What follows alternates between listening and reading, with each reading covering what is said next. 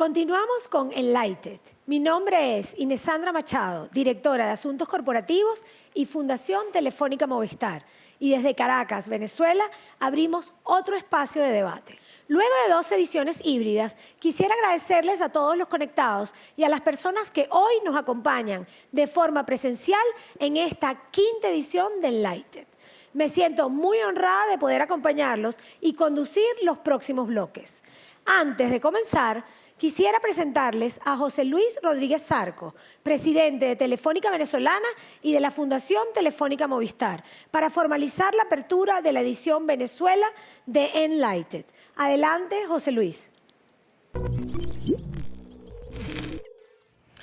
Un saludo para todos y bienvenidos. Hoy la tecnología se ha convertido en el motor de cambio en las sociedades y están impactando fuertemente en los programas de estudio y sobre todo en el mercado laboral. Nunca habíamos presenciado cambios en estos campos a un paso tan acelerado como en los últimos 2 años, lo que ha provocado que las carreras digitales del futuro, bueno, ya sean una realidad, ¿no? Por lo que ahora la formación de los ciudadanos de esta sociedad digital requiere de una aproximación distinta a la educación tradicional que se ha venido aplicando. En Venezuela estamos viviendo procesos de transformación tanto del entorno educativo como el empresarial.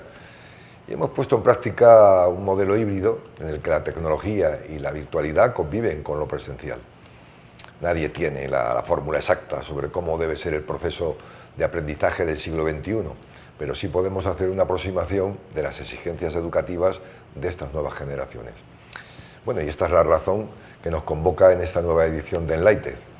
Hoy tendremos una muestra de los proyectos innovadores que se están realizando en distintas universidades venezolanas como parte de estos cambios que se viven en el país, bueno, y en el mundo.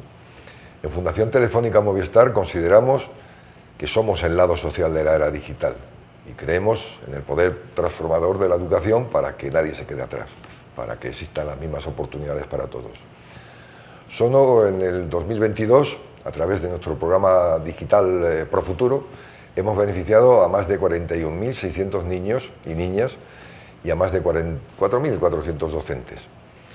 Yo creo en el trabajo coordinado entre los sectores público y privado y gracias a eso hemos conectado a 10.000 personas con la nueva empleabilidad en lo que va de año a través de la plataforma Conecta Empleo. Estas alianzas son clave para avanzar hacia la construcción de sociedades más digitales y sobre todo más productivas que puedan aprovechar las ventajas de la tecnología. Este gran debate sobre el futuro de la educación, en el que hoy participamos, es una muestra más de nuestro compromiso para continuar conectando a nuestros niños y jóvenes, ¿no? Bueno, y adultos, con la educación, para contribuir a desarrollar y mejorar las competencias digitales para enfrentarnos a los retos de las nuevas tecnologías. Esta 5ª edición de Enlighted es, sin duda, una oportunidad invaluable para intercambiar ideas y reflexionar sobre los retos que representa la evolución del modelo educativo con un plan de estudio adaptado a las nuevas demandas.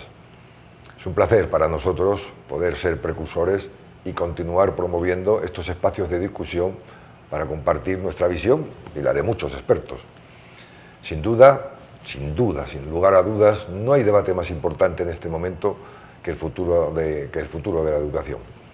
Nuevamente, bienvenidos y muchas gracias. Muchas gracias, José Luis, por esta bienvenida. Como bien decías, la transformación digital ha abierto un enorme campo de posibilidades. Es un hecho que la pandemia nos retó a ver nuevas oportunidades de desarrollo educativo y profesional. Estos últimos 2 años tan retadores, surgieron esas profesiones digitales que no veíamos tan cercanas. Nos vimos en la necesidad de adoptar el trabajo remoto. Descubrimos nuevas formas de entretenimiento y todo ello gracias a la tecnología. Además, las nuevas generaciones despertaron intereses vinculados con la era digital. Sueñan con ser programadores, creadores de contenido, streamers o gamers. Y para debatir sobre todos estos temas, nos acompañan el día de hoy 3 profesionales de la educación y el emprendimiento que vienen a compartir con nosotros cuáles son esos retos a los que nos enfrentamos en nuestra realidad y los diferentes proyectos que se están desarrollando desde cada una de sus casas de estudio, áreas o instituciones. Para mí es un honor reunir en esta edición de Enlighted a expertos como Alejandro Ameneiro. Alejandro es director de innovación de eUniversity. Tiene un MBA en IE Business School y posee una larga trayectoria profesional en innovación y tecnología en la industria de la educación.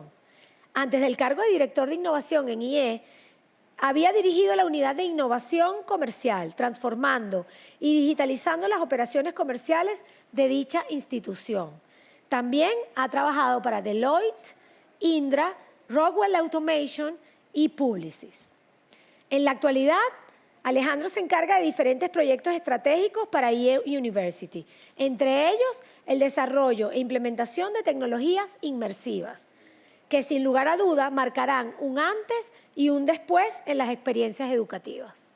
También nos acompaña Santiago Pereira, secretario general de la Universidad Metropolitana.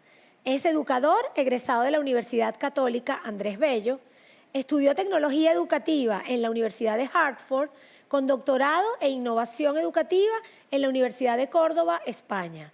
Fue consultor para el área educativa del Banco Interamericano de Desarrollo y asesor de la red de escuelas transformadoras de Ashoka, quienes son líderes en fomentar, modelar y proponer cambios en la educación mundial. Por último, le quiero dar la bienvenida a Juan Sánchez, director de la Academia eSport de la Universidad Católica Andrés Bello, que cabe destacar es el primer espacio de corte académico para formar profesionalmente a gamers en el país. Sánchez es ingeniero industrial con diplomado en gestión logística, otorgado por la Universidad Católica Andrés Bello y la Escuela de Organización Industrial de España, y en gerencia deportiva por el Centro Internacional de Tout du Sport y la FIFA. Gracias por acompañarnos hoy. Una vez más, bienvenidos. Para iniciar este debate, quizás quisiera empezar con una gran interrogante que queremos responder cada uno desde su área de acción. Entonces, sabiendo que existe un fuerte auge en lo que es la demanda de las competencias digitales, ¿qué están haciendo las universidades para desarrollar estas competencias que actualmente requiere el mundo laboral? Vamos a comenzar por Alejandro, quien tengo entendido que eUniversity este año creó el Metaverse Center, el primer centro de investigación e innovación sobre el metaverso, convirtiéndose en la primera universidad europea en tenerlo, y además queremos saber todo sobre él. Cuéntanos, Alejandro. Bueno, gracias, Inés. Encantado de estar aquí con ustedes. Bueno, lo primero, yo también soy venezolano, pero estoy en el extranjero, ¿no? Dicho eso, eUniversity ha apostado fuertemente por tecnologías inmersivas y educación blended, como es bien conocido. En cuanto al centro de metaverso que hemos lanzado, ha sido en partnership con Elysium Ventures de Silicon Valley. Y recientemente tuvimos un evento aquí en Madrid con una unión de universidades dentro del entorno Catalyst, donde se discutieron y probaron diferentes discursos y temas de investigación, como la gamificación en la educación, las nuevas tecnologías, las nuevas profesiones que se necesita para afrontar el futuro del trabajo y las profesiones. En ese sentido, es algo realmente nuevo y que estamos seguros que vamos a aprender mucho y vamos a generar bastante conocimiento para futuras generaciones. A su vez, internamente en el IE, estamos liderando una transformación del uso de las tecnologías inmersivas.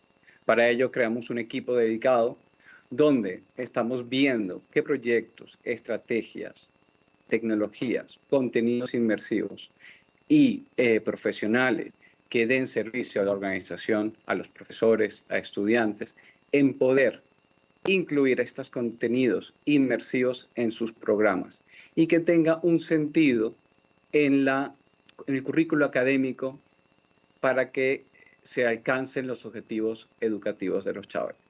Las tecnologías inmersivas nos permiten auspiciar o profundizar en el aprendizaje cognitivo, porque estás viviendo experiencias vívidas, completamente interactivas y que a su vez hacen que sea una experiencia memorable.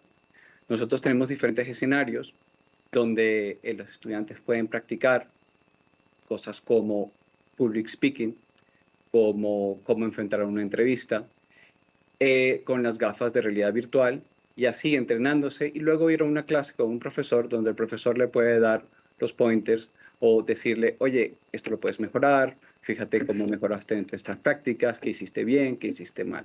Y eso es uno de los pequeños campos que aún están en la génesis de este momento que estamos viviendo con las tecnologías inmersivas. Creemos que aún queda mucho por conocerse. Creemos que tenemos que formar a personas preparadas para afrontar no solo lo que implica la creación de nuevas herramientas digitales, sino también cómo vamos a aportar en la construcción de esos entornos virtuales de trabajo y de aprendizaje. No solamente es poder trabajar en ellos, sino también aportar en la creación de esos espacios.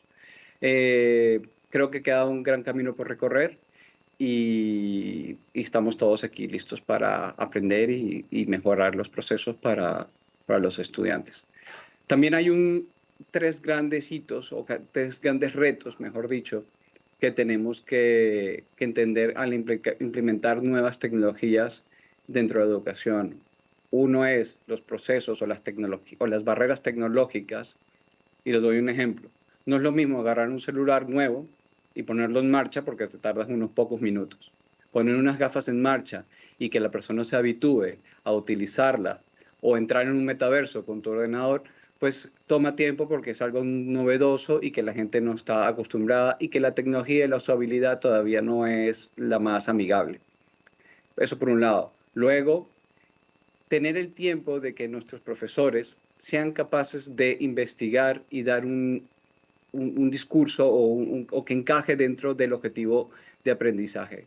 Y tercero, es que la tecnología está cambiando y hoy en día son las gafas o entornos o protometaversos, etcétera, etcétera, pero el día de mañana puede ser otra tecnología que llegue rápidamente como, no sé, la interfase humano-ordenador por lo que llaman Brain Computer Interface, ¿no? Y bueno, digamos que tenemos bastantes retos, pero esta tecnología ha venido para quedarse. Quizás la adopción sea un poco más lenta, pero ciertamente hay que formar a la gente y estar preparados internamente para estos retos. Gracias. Bueno, muchísimas gracias, Alejandro. Sin duda es un comienzo, pero un buen comienzo, ¿no? Entonces, creo que es súper importante además cómo va a ser ese proceso. Yo recuerdo que cuando el celular salió, tampoco nos acostumbrábamos a manejarlo como ahora. Eso debe ocurrir con los lentes, ¿no? Bueno, así que ya veremos cómo se van adaptando porque los jóvenes, lo que sí está claro es que cada vez más requieren de estas innovaciones y esta tecnología. Así que vamos a seguir adelante y construyendo sobre eso. Ahora quisiera darle la palabra al profesor Pereira. Una de las principales preocupaciones actuales de padres, instituciones, profesorados, son las expectativas, justamente lo que estaba comentando, con las que los jóvenes entran en las universidades. Algunas investigaciones que se han realizado en los últimos años sobre el tema muestran que los jóvenes necesitan y demandan formación en áreas o en competencias distintas a las que la universidad ofrece. Además, manifiestan su deseo por diseñar su propia carrera, no invertir tanto tiempo en capacitarse y aprovechar la tecnología. Entonces, teniendo este panorama presente, cuéntanos qué puede ofrecer la universidad a esta generación Z. Sí. Bueno, muchísimas gracias. Yo creo que yo comenzaría con un artículo que me impactó mucho que desarrolló un investigador llamado Yamil Salmi. Y él escribía Viaje a la Universidad del siglo XX. Y él se imaginaba un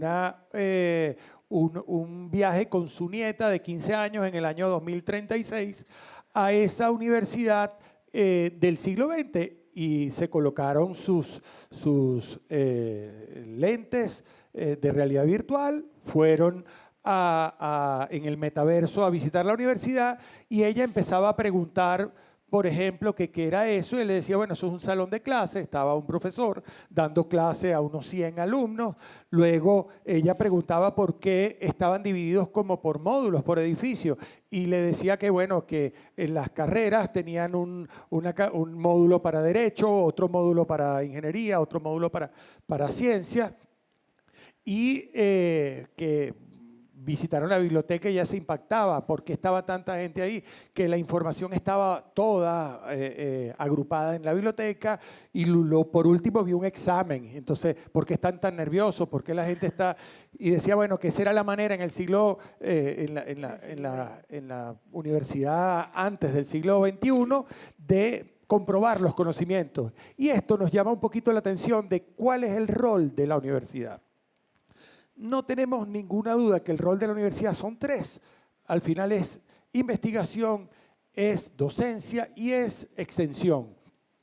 En cuanto a la investigación, no hay ninguna duda que las universidades están aportando y seguirán aportando una parte importante del conocimiento a la sociedad. El mejor ejemplo lo vimos con la pandemia. Salimos de la pandemia luego de que la Universidad de Oxford y una empresa como AstraZeneca desarrollan una solución, una vacuna, que sería muy difícil desarrollarlo desde las empresas solamente porque la investigación pura necesita muchas manos, mucho cerebro, muchas personas trabajando para que al final se produzca algo que pueda ser después comercializable.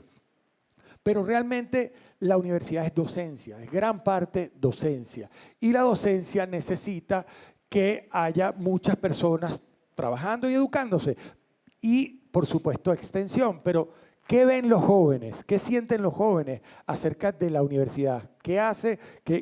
¿Cómo un joven hoy siente que es la universidad? Y lo primero que nosotros hemos investigado es que los jóvenes dicen que las carreras son muy largas, que el proceso de educarse es muy lineal, que si yo decido cambiar una formación, pierdo lo que había tenido anteriormente, que las carreras que hoy se enseñan no son las que ellos quieren y al final que el sistema es muy, muy rígido. Entonces, frente a eso, todas las universidades están tratando de buscar, tomar medidas que nos ayuden a adaptarnos a cumplir la misión de ser un factor generador de cambio, generador de aporte a la sociedad, pero adaptado a las necesidades de los muchachos. Lo primero que nosotros estamos haciendo, y aquí tenemos representantes de ese proyecto, es que logramos cambiar la organización de los requerimientos para que un estudiante de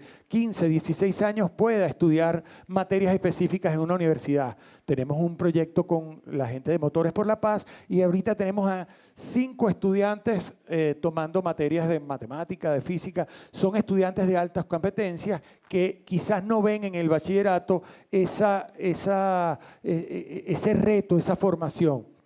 Pero a partir del mes de enero, cualquier estudiante que esté en cuarto y quinto año va a poder tomar cualquiera de las materias que tiene la universidad vía extensión.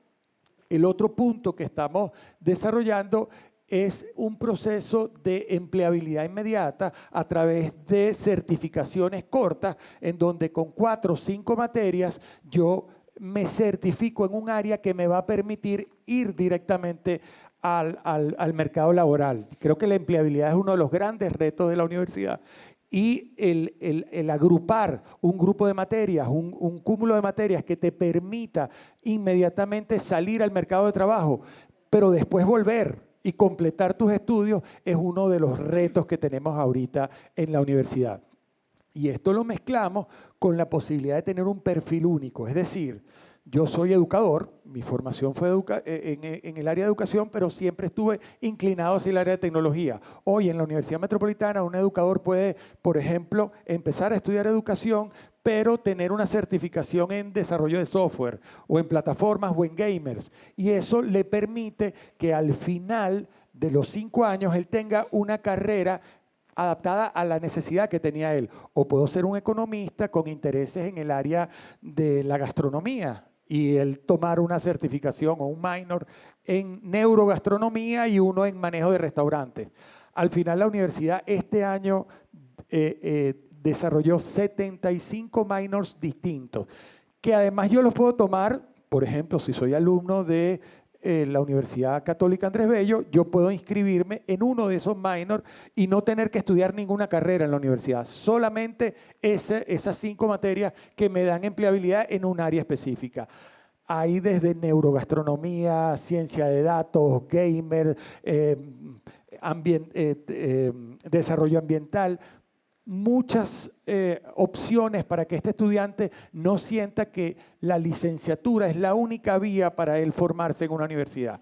Y en la parte de extensión, estamos transformando los modelos de formación hacia lo que llamamos los bootcamp, que son la solución directa, inmediata, para que una formación intensa pueda tener empleabilidad. Inclusive hablando con el mundo de los trabajos, en donde inclusive ellos van a pagar ese bootcamp porque necesitan empleados inmediatamente. Entonces, creo que al final las universidades necesitan transformar los métodos que antes funcionaban a una vía que el joven sienta que rápidamente yo puedo ir acumulando conocimiento, que la universidad me lo certifica, que permita a la universidad seguir haciendo investigación y que permita que los jóvenes sigan viendo a la universidad como una vía para lograr empleabilidad. Bueno, muchísimas gracias. Yo creo que, bueno, hablaste de transformación, hablaste de flexibilidad, hablaste de velocidad. Yo creo que son claves dentro de todo este proceso que estamos viviendo educativo y que a la hora de la demanda de parte de los jóvenes tienen que estar satisfechos como esos módulos que son tan importantes para el futuro y para el futuro hasta de las mismas universidades. Pues. Así es. Entonces, bueno, ahora vamos a pasar con Juan. La industria de los videojuegos de la mano de eSport, una auténtica revolución a nivel global y cada vez exige mayor profesionalización en el sector. Así que para continuar conversando sobre esta diversificación e incursión de las universidades en áreas formativas no tradicionales, queremos finalizar este primer bloque hablando de Academy eSport de la Universidad Católica Andrés Bello. Esta universidad, esto es en Caracas, y este espacio es un hecho sin precedentes en el ámbito formativo venezolano.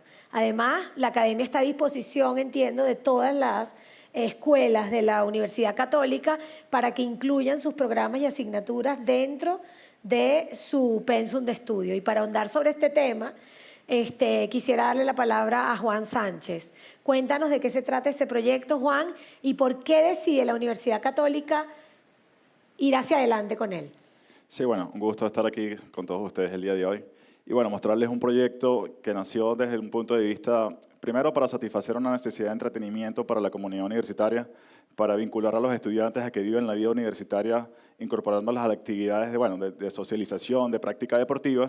Y en el camino nos dimos cuenta el potencial que tenía desde el punto de vista de transformación de una herramienta en las aulas, es decir, el potencial que tiene como herramienta educativa, ¿sí? Entonces vimos la necesidad de crear programas formativos para incorporarlos dentro de la industria de los eSports. Es decir, si yo hago una pregunta aquí, probablemente ninguno se defina como gamers, pero todos tienen un teléfono y seguro tienen un juego. Es decir, somos jugadores amateurs, somos jugadores que lo hacemos por recreación, pero atrás de todo eso hay tecnología, hay desarrollo, hay industria. Entonces, cuando tú miras los números y ves que la mitad de la población mundial, de alguna u otra manera, tiene los videojuegos como un pasatiempo, tú dices, bueno, ahí hay una industria.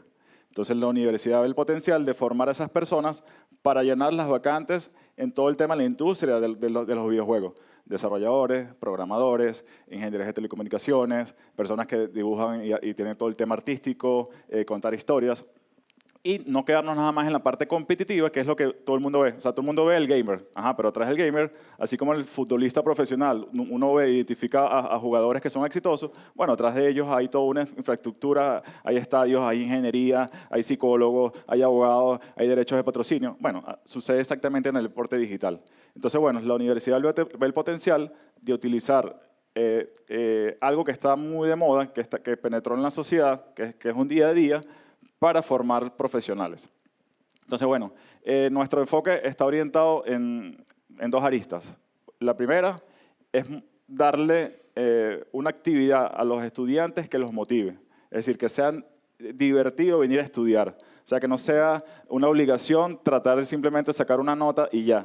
Entonces, los videojuegos, el potencial que tienen es que te permite la creatividad, te permite comunicarte con tus pares de otra manera, te permite adquirir habilidades que son necesarias para el día a día, como la toma de decisiones, establecimiento de objetivos, comunicación. Entonces, bueno, tú desarrollas a través de los videojuegos toda una serie de habilidades que te van a ayudar en tu vida profesional y gerencial. Entonces, bueno, el potencial que nosotros les vemos desde la universidad es crear planes de formación para las nuevas generaciones que estén interesadas en ello. En la introducción usted lo dijo exactamente y perfectamente. Ya los chicos se definen como youtubers, los chicos se definen como gamers, los chicos se definen como generadores de contenido.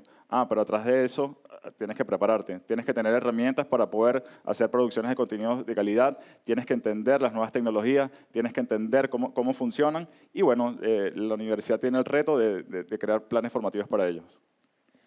Bueno, de verdad que felicitaciones porque es un proyecto muy retador y además que creo que nada más el hecho de que los jóvenes entiendan que la educación va más allá de simplemente saber usar la tecnología, que tienen que tener un background, una cultura, una formación. O sea, porque hay cosas que no se aprenden solamente con la tecnología. Hay cosas necesarias en la educación y ahí va quizás mi segunda pregunta, luego de que cada uno expuso un poquito en qué está trabajando, ¿no? Y cuál es el proyecto que llevan a cabo y cuál es su perspectiva de las competencias digitales. Han surgido una serie de plataformas formativas que en corto tiempo te dan la posibilidad de recibir algunos skills o algunas herramientas que el mercado laboral y la empleabilidad está requiriendo, ¿no? En paralelo están las universidades.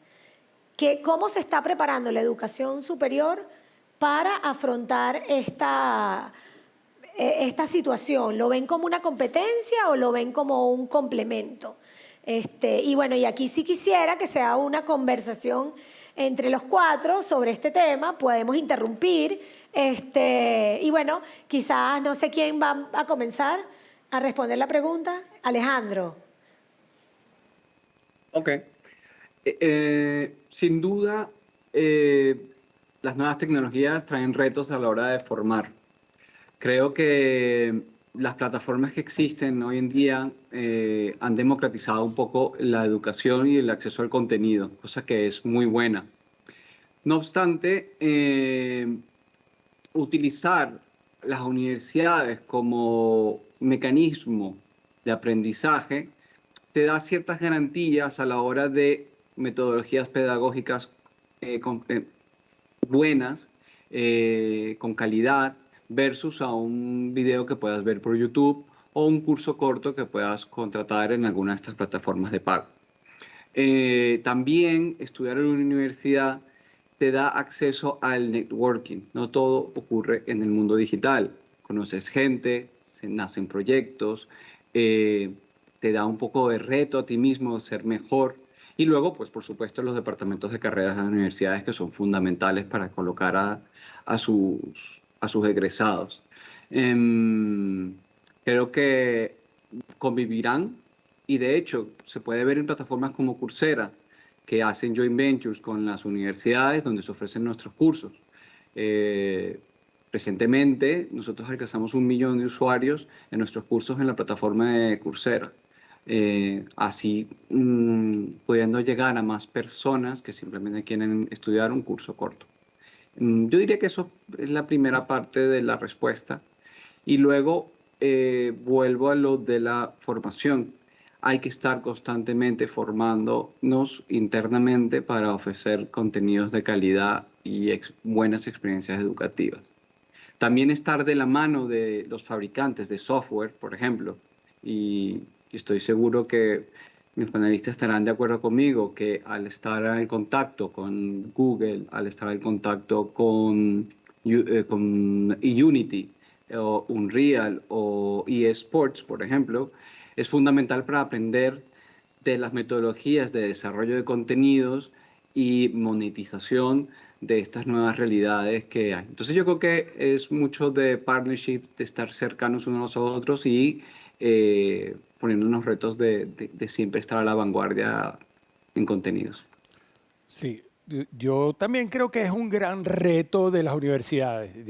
Esta posibilidad que tiene la gente de acceder ahora a conocimiento ya a nivel mundial, enfrenta a la universidad de, bueno, cuáles son las cosas que tú puedes ofrecer además de... Y yo creo que el reto interesante es unirnos, por ejemplo, que las universidades como hizo Harvard y el MIT, por ejemplo, que crearon una plataforma de contenido juntos por primera vez, dos universidades que quedan tan cerca pero tan lejos en la manera como se enfrentaban anteriormente. Y hoy, por ejemplo, la experiencia de EA, la experiencia de la Universidad Católica en toda esta parte de desarrollo de deportes a través de la tecnología y la formación de gamers que tiene la Católica podrían ser oportunidades únicas de aprovechar espacios, contenidos, profesores que tienen altas competencias y que quizás es difícil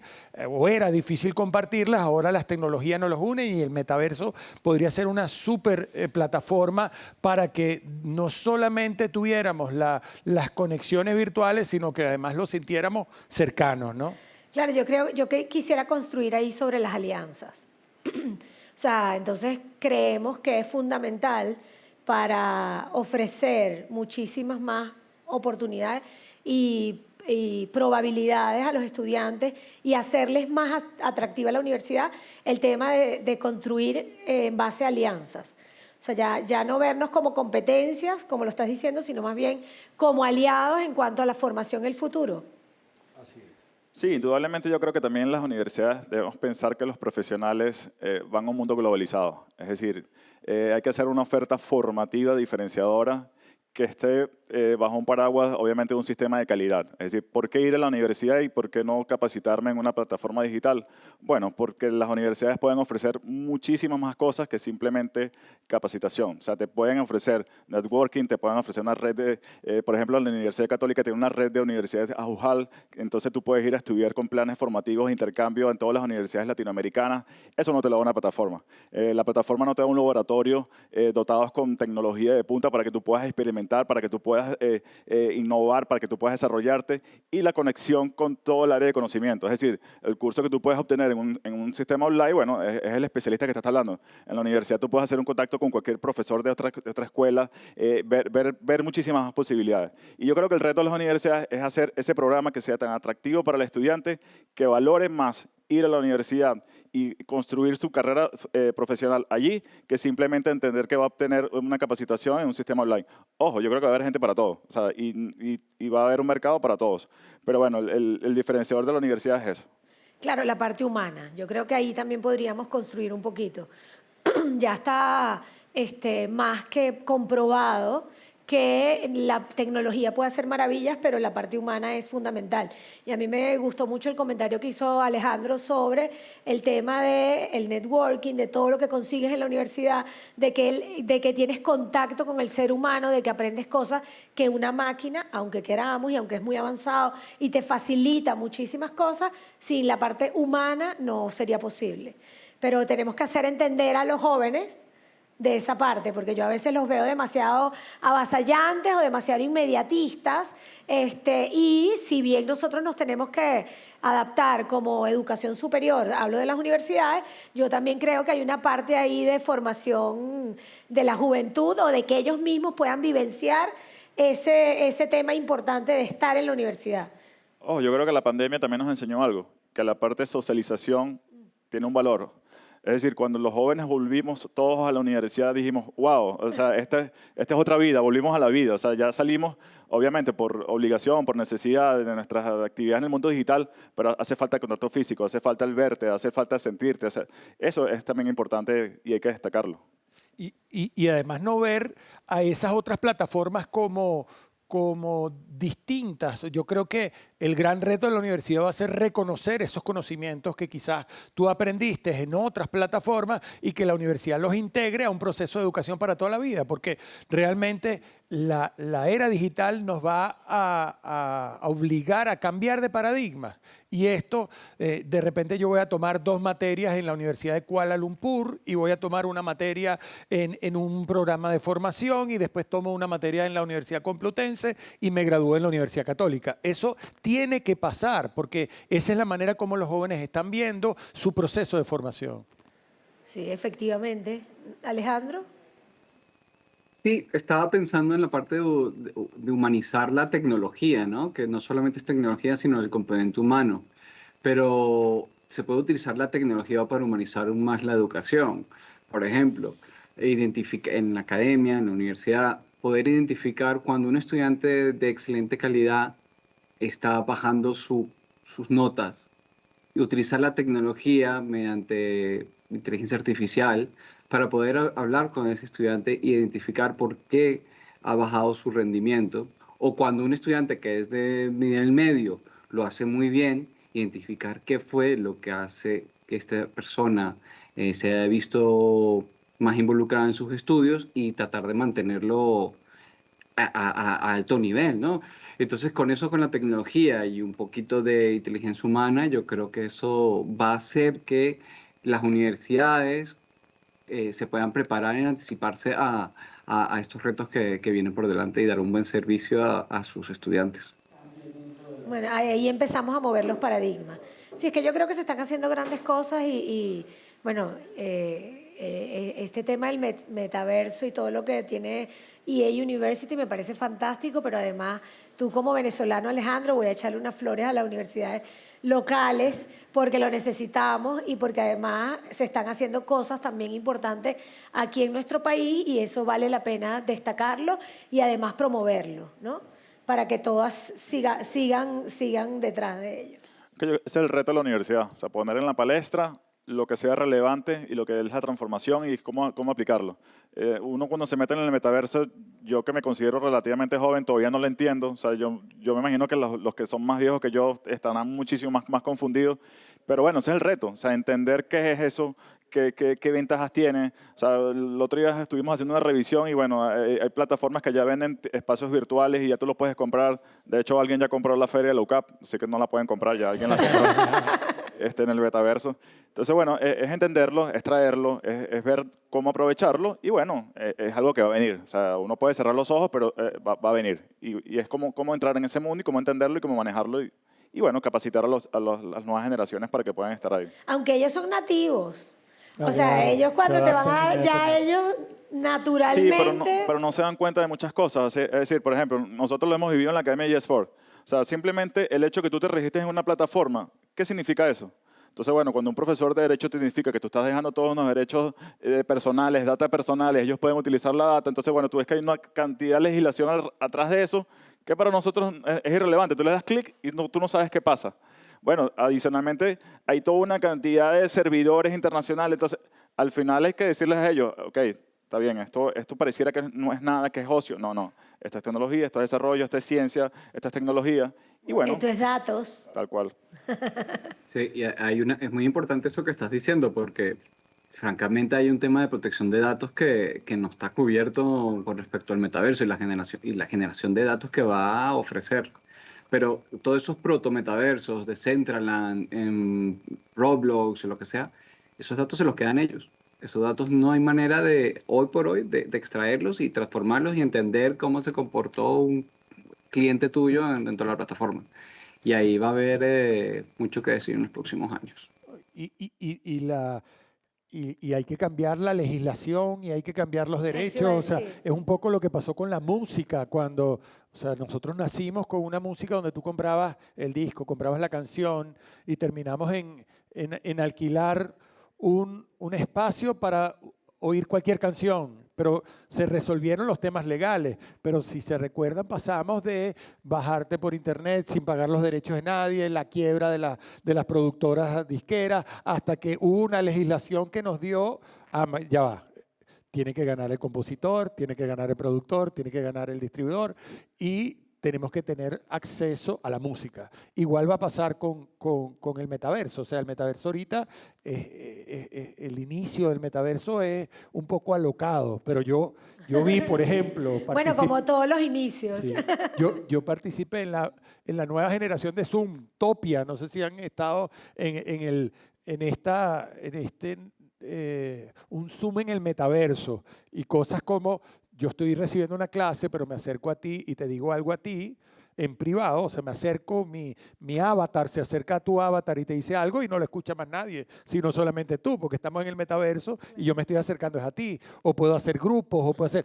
Ahí tiene un potencial gigantesco para hacer grupos, por ejemplo, de personas de distintas partes del mundo y realmente, porque hoy en Zoom podemos estar en distintas partes del mundo, pero todos escuchando a uno. Pero ahora imagínate cuando las relaciones sean simplemente me acerco a ti y te digo algo que no quedó en ninguna otra parte, sino en lo que comentamos tú y yo.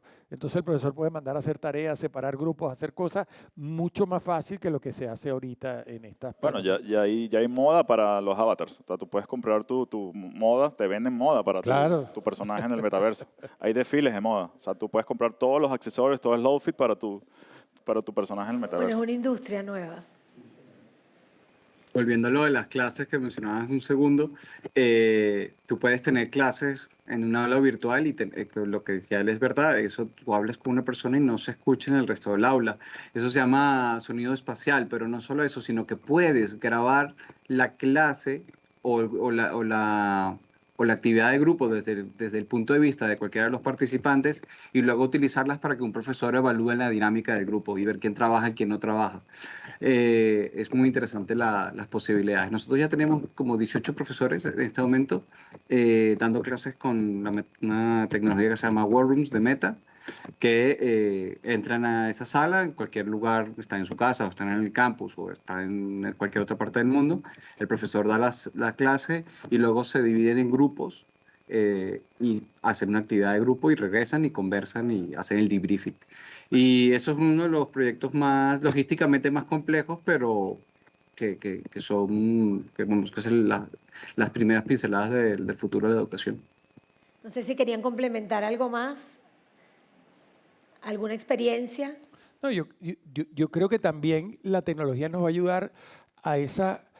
La generación Z está muy preocupada por el ambiente, por la sostenibilidad, por esa conciencia global y el poder integrar a estudiantes de distintas culturas, de distintas experiencias conjuntas, te hace tener claramente lo importante que es, por ejemplo, respetar las selvas como una garantía de futuro o que el problema de lo que está sucediendo por la falta de agua en Europa es algo que nosotros podríamos aportar o ayudar a resolver desde América. O sea, hay esa visión cuando tú conectas a jóvenes y les dices que el problema es de todos y que entre todos podemos resolverlo, la tecnología nos va a ser una ayuda increíble para acercar esas culturas. No, sin duda la tecnología ha hecho maravillas con ese tema de la globalización y de la construcción de programas globales y de compartir información, ¿no?, entre los estudiantes. Y sí estoy de acuerdo contigo en que el tema del ambiente, todo esto viene como en el gen de la generación Z. Es impresionante el ímpetu que tienen y la preocupación sincera de lo que está pasando con el planeta y cómo podemos resolver esos temas. Como ese, muchísimos otros temas adicionales. Quería retomar, antes de finalizar el tema de, entonces, los requerimientos de empleabilidad del futuro. Estamos hablando entonces de que las plataformas de formación van a complementar lo que va a ser la educación formal o la educación superior de las universidades. ¿Estamos los tres de acuerdo? Los cuatro, perdón. Sí, ¿verdad? Sí, creo que no hubo confrontación aquí en estos temas, ya estamos todos de acuerdo. Y bueno, de verdad, 1.000.000 de gracias por haber estado con nosotros hoy en esta 5ª edición de Enlighted.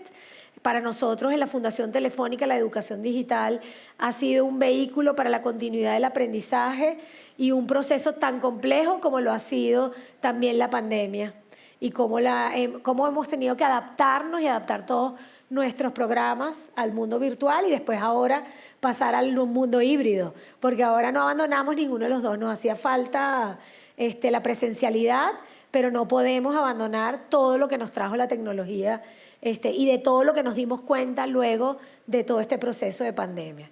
Entonces, bueno, un millón de gracias. Para mí, desde Fundación Telefónica quería agradecer a EA University, a South Summit, a la Fundación Caixa y en especial a la Universidad Católica Andrés Bello por darnos la oportunidad de estar aquí y de poder grabar en esta sala de cultura tan especial. Nos vemos en una próxima oportunidad. Muchísimas gracias.